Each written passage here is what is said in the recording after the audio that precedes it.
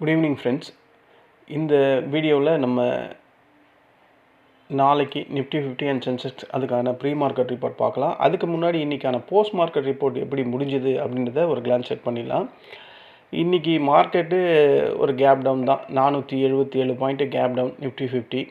அங்கேயே தான் அரைச்சிக்கிட்டு இருந்தான் 9:30லேருந்து 1:45 வரையும். அதுக்கப்புறம் ஒரு ஷார்ட் கவரிங் மாதிரி ஒரு புல் பேக் ரேலி மேலே போச்சு. அதுக்கப்புறம் மறுபடியும் மேலே போனால் எப்படியும் எனக்கு தெரியும் அது 24,600 கட் பண்ணாது அப்படின்ற மாதிரி எனக்கு தெரியும். ஏன்னா நம்ம ரெசிஸ்டன்ட் அங்கே போட்டிருந்தோம் 610. அங்கேருந்து மறுபடியும் இறங்கிடுச்சு. இந்த கேண்டில் நமக்கு கிளியராக தெரியுது ப்ராஃபிட் புக்கிங்கு.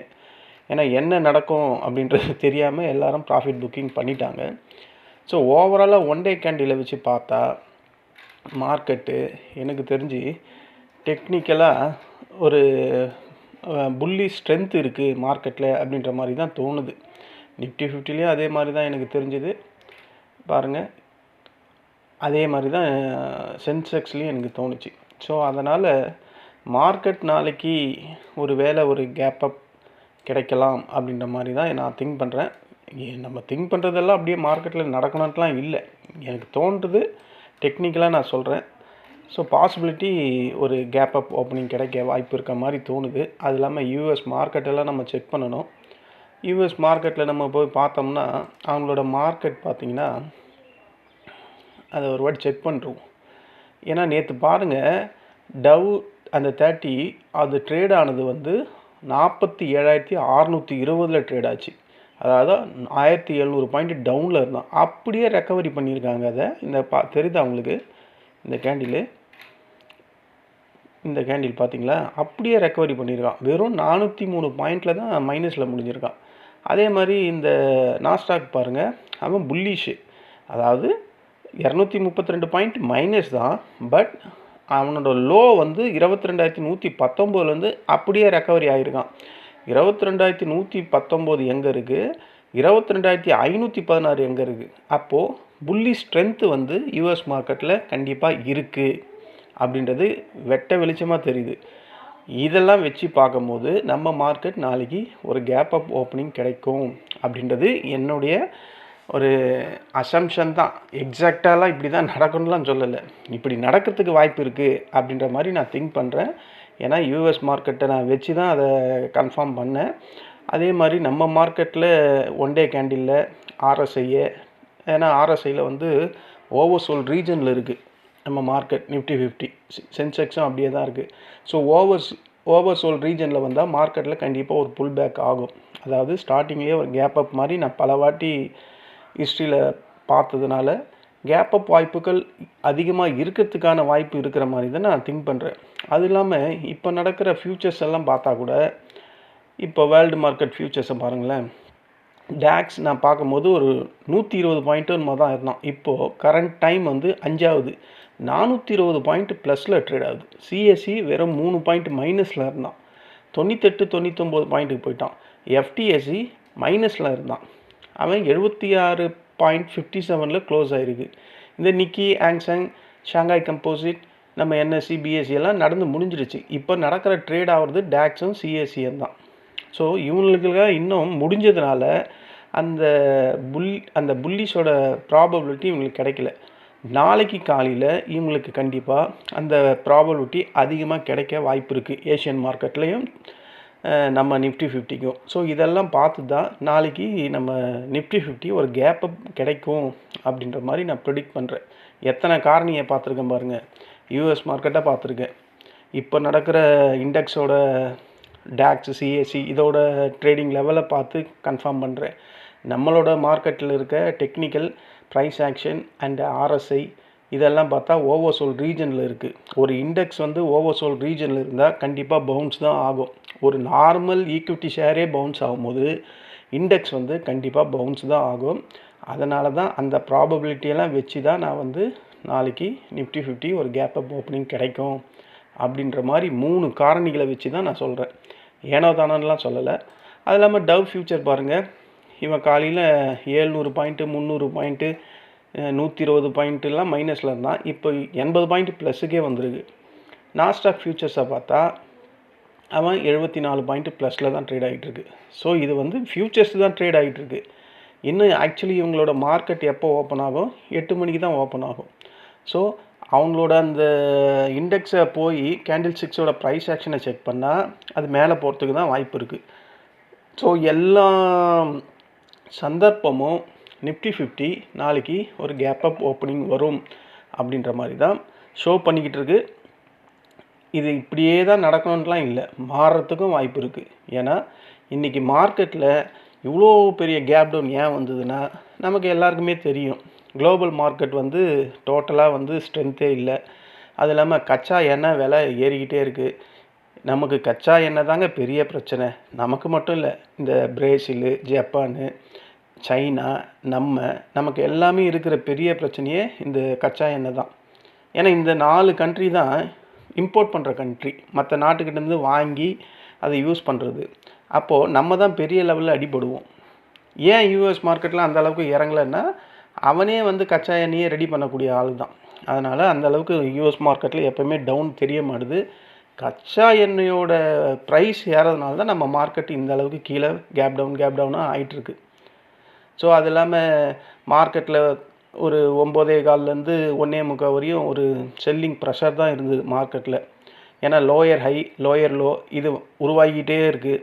ஸோ பல ஷேர்ஸ் எல்லாம் வந்து ப்ராஃபிட் புக்கிங் நம்ம கண்கூடாவே பார்க்குறோம். ரிலையன்ஸு, ஹெச்டிஎஃப்சி, இன்றைக்கி பேங்க் நிஃப்டி எல்லாம் செம காட்டிட்டாங்க. ஏன்னா இன்ட்ராடே வந்து சப்போர்ட் ஜோனு கிட்ட வந்துச்சு. நிஃப்டி 50 வெரி சப்போர்ட் ஜோன் கிட்ட க்ளோஸாக வந்ததுனால தான் அது ஒரு சடனாக புல் பேக் வந்தது. ஒரு சின்ன பவுன்ஸ் தான் வந்திருக்கு, வேறு ஒன்றும் இல்லை. அந்த சின்ன பவுன்ஸ் வந்ததை கூட 3 மணிக்கு ப்ராஃபிட் புக்கிங்காக முடிஞ்சிருச்சு. ஆனால் மார்க்கெட்டில் புல்லிஷ் சப்போர்ட்டு கண்டிப்பாக இருக்குது அப்படின்றது நமக்கு கிளியராக தெரியுது. அதாவது இன்றைக்கி வந்த டவுனு 24,319 நேத்தோட லோவை போய் டச் பண்ணி மார்க்கெட் இறங்கியிருக்கு. க்ளோஸில் வந்து ஒரு நல்ல ரெக்கவரி இருந்தது, பட் நெகட்டிவாக க்ளோஸ் ஆகிருக்கு. ஏன்னா ப்ராஃபிட் புக்கிங் நடந்திருக்கு, அவ்வளோதான். பட் எனக்கு தெரிஞ்சு மார்க்கெட்டில் ஒரு புல்லிஷ்னஸ் இருக்குது.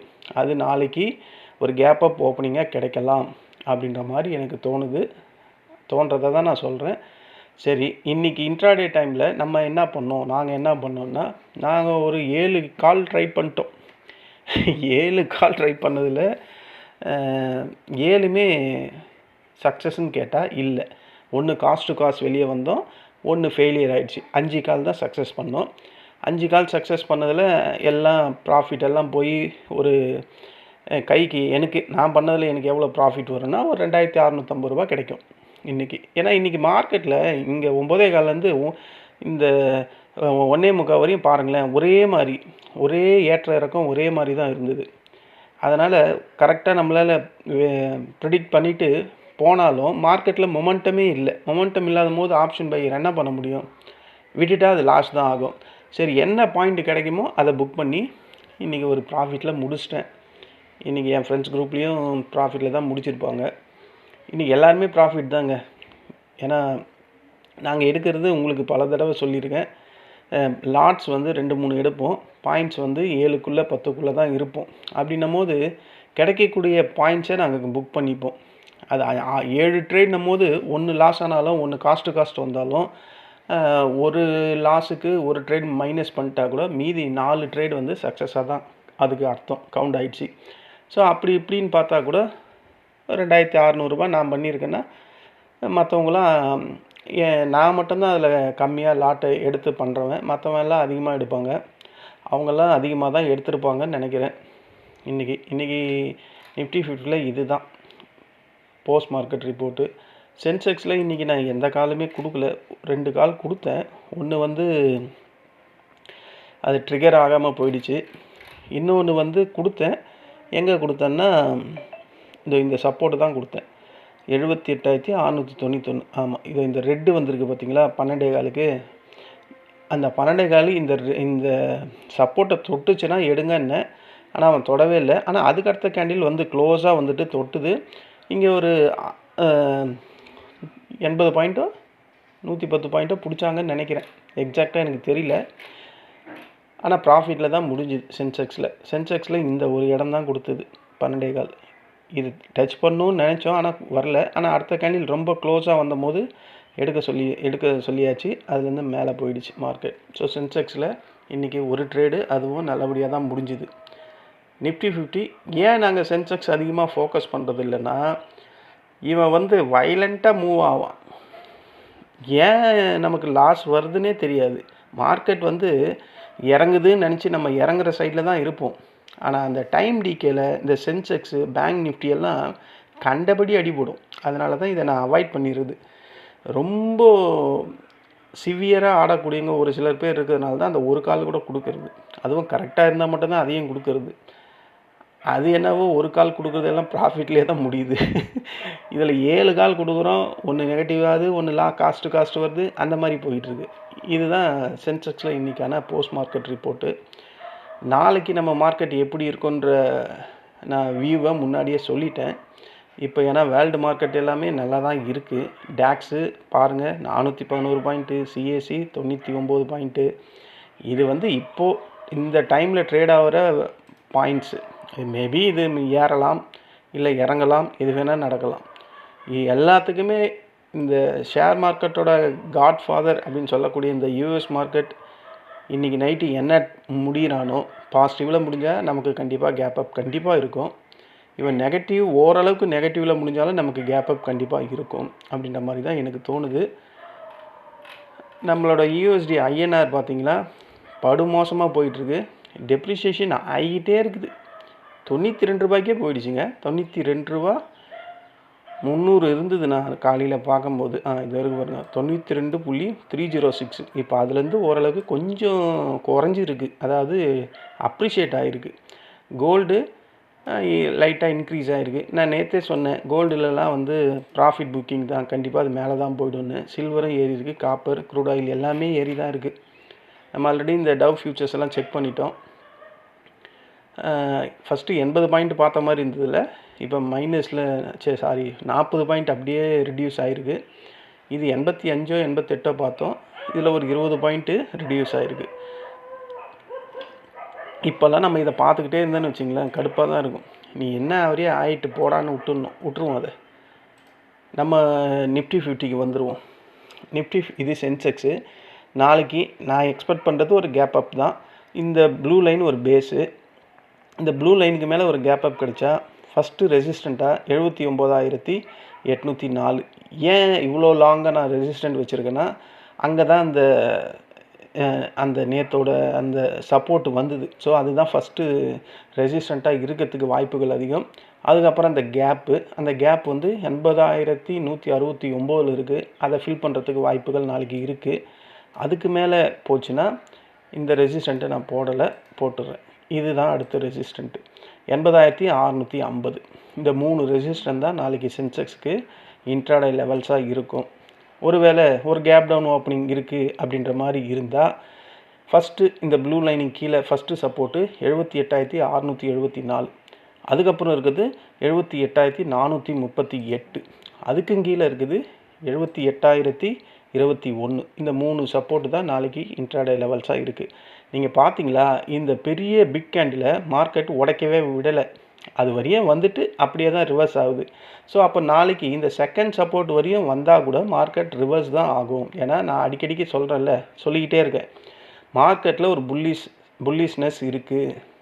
ஏன்னா டெக்னிக்கலாக அது அந்த லோ சப்போர்ட்டை தொடும்போது ஒரு பவுன்ஸ் ஆகுது அப்படின்னு சொல்கிறது இதை வச்சு தான் நான் சொல்லிக்கிட்டு இருக்கேன். டெக்னிக்கலாக தான் சொல்லிக்கிட்டு இருக்கேன். இதுதான் சென்செக்ஸுக்கான நாளைக்கு pre market intraday levels. Nifty 50ல் வருவோம். நிஃப்டி 50ல் வந்தால் இந்த ப்ளூ லைன் வந்து ஒரு பேஸு. நாளைக்கு நான் நினச்ச மாதிரி ஒரு கேப் அப் கிடைச்சா ஃபஸ்ட்டு ரெசிஸ்டண்ட் வந்து 24,610. இது ஃபஸ்ட்டு ரெசிஸ்டண்ட்டு. அதுக்கப்புறம் இருக்கிறது 24,724. கண்டிப்பாக எல்லாம் ஒரு 100 பாயிண்ட்டுக்கு தான் இருக்குது, வேறு வழி இல்லை. கண்டிப்பாக மேலே போகிறதுக்கு தான் வாய்ப்பு இருக்குது. அதுக்கப்புறம் இருக்கிறது 24,847. இந்த கேப்பை ஃபில் பண்ணலாம். ஸோ இந்த 3 ரெசிஸ்டண்ட் வந்து நிஃப்டி 50க்கு நாளைக்கு இன்ட்ராடே லெவல்ஸ். ஒருவேளை ஒரு கேப் டவுன் ஓப்பனிங் கிடைக்கிற மாதிரி இருந்தால் 24,326 ஃபஸ்ட்டு சப்போர்ட்டு. இந்த சப்போர்ட்டை மறுபடியும் நாளைக்கு வந்ததுன்னா மறுபடியும் பவுன்ஸ் தான் ஆக போகுது, அதில் எந்த டவுட்டுமே கிடையாது.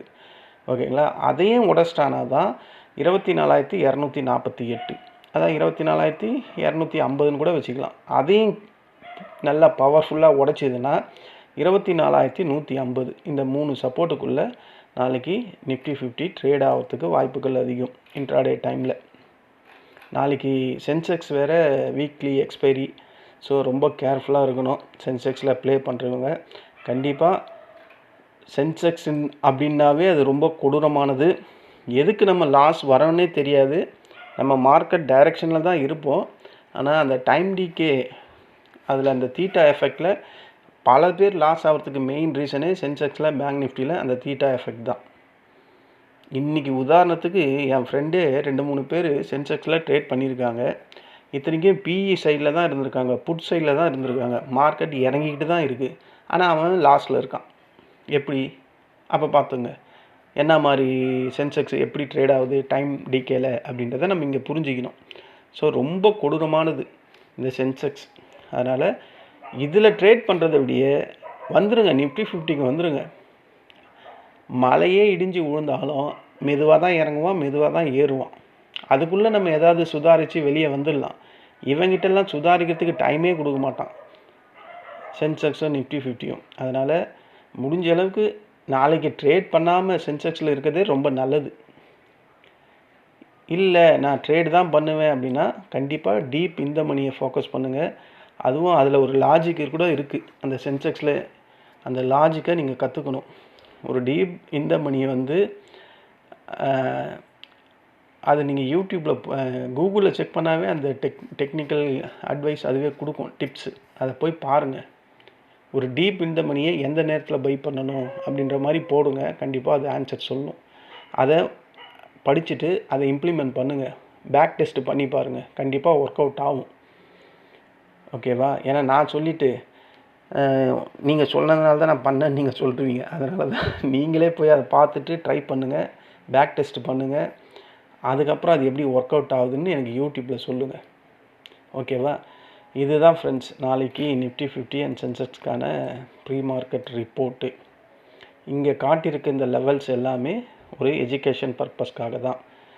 இது ஒரு ப்ளூ லைன் வந்தால் ஒரு காலை வாங்கிறதுக்கோ, இல்லை ஒரு ரெட் லைன் போனால் புட்டை வாங்கிறதுக்கான ரெக்கமெண்டேஷன் லைன்ஸ்லாம் கிடையாது. இது பியூராக ஒரு எஜுகேஷன் பர்பஸ்க்காக தான். இது ஒரு டிஸ்க்ளைமர். இந்த லைனை பேஸ் பண்ணி எந்த ஒரு ட்ரேடும் பண்ணாதீங்க. பண்ணிங்கன்னா முழுக்க லாஸஸ் தான் வரும். சரி ஃப்ரெண்ட்ஸ், நம்ம நாளைக்கு இன்ட்ராடே டைமில் மீண்டும் சந்திக்கலாம். நன்றி, வணக்கம்.